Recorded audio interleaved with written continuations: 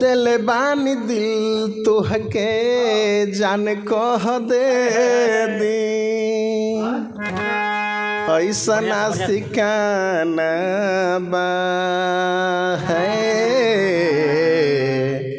कि क्रिया खियाल दिली दीवाना बा का कहता लइका कि दिल बाड़ू दिल तोहके जान कह दे दी ऐसा सिकाना बा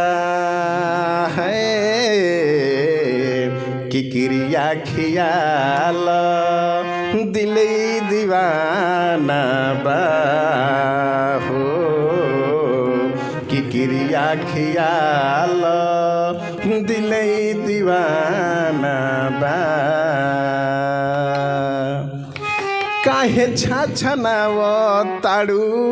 अपना हो यार के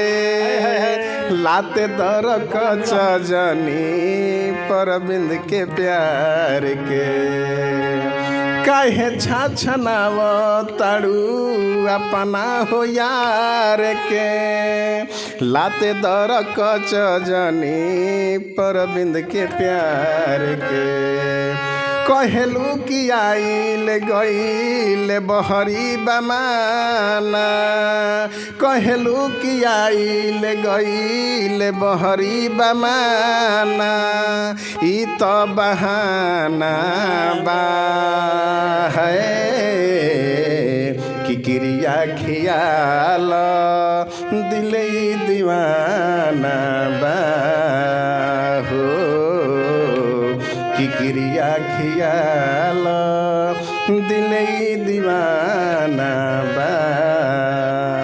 दिल बानी दिल तोहके जान कह दे दी दिल बानी दिल तोहके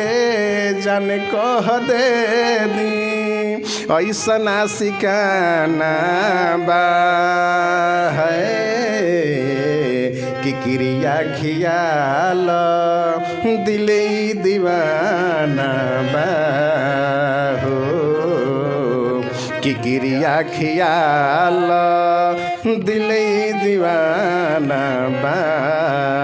है कि क्रिया खियाल दिल दीवाना बा। बहुत ही सुंदर और मधुर आज हमने के प्रोग्राम के बहुत ही बेहतरीन पेशकश प्रस्तुति और सुमधुर आवाज़ में प्रवीण पाल जी, हारमोनियम पर धन बाबू जी ऐसा ही सुनत रही ढेर सारा प्यार दुलार और आशीर्वाद देते रही। तो रउआ सबके होस्ट और दोस्त कृष्णा बक्सरी अब रउआ लोग से विदा लेहल चाहते रहे। तब तक के लिए जय हिंद जय भारत।